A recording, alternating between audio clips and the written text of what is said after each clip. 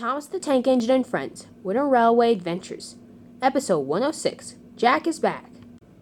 A new delivery had arrived to the island of Sodor, but it wasn't a package or cargo. Farmer McColl had purchased 2 cows from the mainland, and they had just arrived. Stepney and Stanley were watching the 2 cows from a siding. "What are their names?" asked Stanley. "I'm not sure," said Stepney, "but I think the big one should be named Bluebell. She reminds me of my old railway, the Bluebell Railway." Farmer McColl considered the names, and he liked them, and so the mother was known as Bluebell, and the smaller one was known as Bluebell's calf. They were placed in a field that had long been vacant, so there was plenty of grass for the 2 cows. No fence was required. The cows seemed to know where the boundaries were, and that they should stay off the track. One day, Jack and Alfie were watching them. "Aren't they beautiful?" said Alfie. "Farmer McColl certainly does have the ability to pick good cows." "Yes, indeed," said Jack. "I like the smaller one. She reminds me of you, Alfie." Alfie smiled. "Thanks, Jack. Well, we better get to the construction site. I heard Thumper is drilling today. They might need our help." "You're right," said Jack. "Let's get going." The 2 of them left the cows in the pasture and hurried off down the road. When they arrived, everybody was working hard.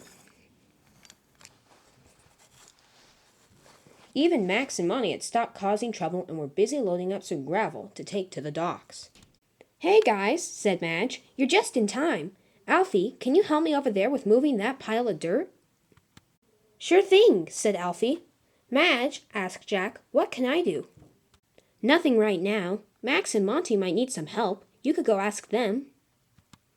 "Okay." But when Jack arrived, he realized that the dump trucks didn't need his help. They had finished loading the gravel and were off to the harbor.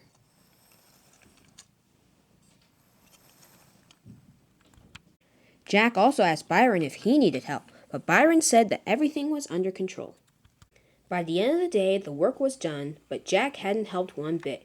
He felt very bad inside. "Don't worry," said Alfie. "It's not your fault that they didn't have any work for you." "I feel so useless, though," said Jack sadly. "A good worker is a worker who participates, and I didn't participate." "It's all right," said Alfie. "They'll probably have something for you to do tomorrow." But the next day, Jack wasn't needed again. Byron scooped up all the extra dirt, and Alfie put it in the Max and Monty. There wasn't a thing he could do but just sit and wait. They all took a break at noon, but they were going to get started again. But Sir Topham had arrived. "Well done, everybody. This looks fantastic. The work will be done before you know it. Max and Monty, you go get ready for the loading process. Byron, go get some extra dirt and start working. And Alfie, how about you go and help Byron as well?" "Sir," asked Jack, "what should I do?" "Oh, you can load Max and Monty when the dirt arrives. Now everybody, back to work." Jack followed Max and Monty over to where Thumper was drilling and waited. Soon, Byron and Alfie arrived with the rest of the gravel.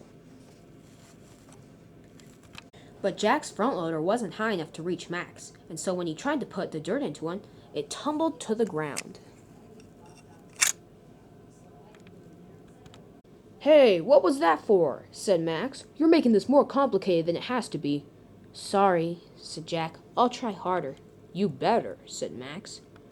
It took a while, but soon the first patch of dirt was gone, and Max and Monty left to go deliver it.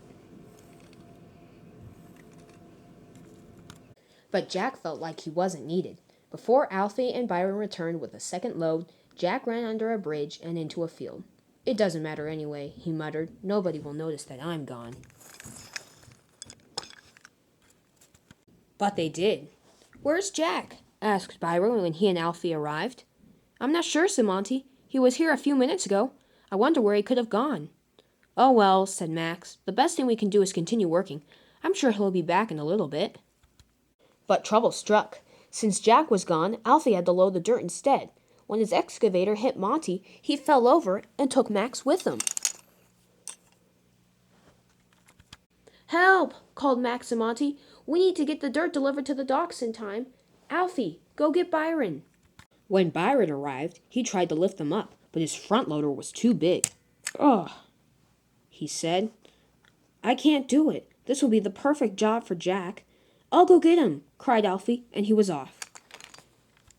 Jack, meanwhile, had gone to look at Bluebell and her calf. After many agonizing minutes, Alfie finally found him. "Jack, we need your help," pleaded Alfie. "So what?" said Jack. "You can have Byron do it." No. This is the perfect job for you. Max and Monty fell over, and we can't get them right side up. If we don't, the dirt won't be delivered in time." Jack realized that they needed his help badly, so he agreed. "Hooray!" said Alfie. "But we need to hurry. Let's go!" And the two set off. When Jack arrived back at the construction site, he immediately set to work on turning over Max and Monty.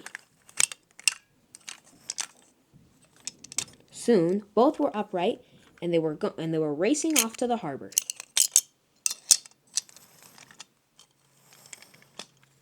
"Thanks, Jack," said Alfie. "Without your help, we would have never completed the job. Do you see now that you are needed here?" "Yes," said Jack. "Yes, I do."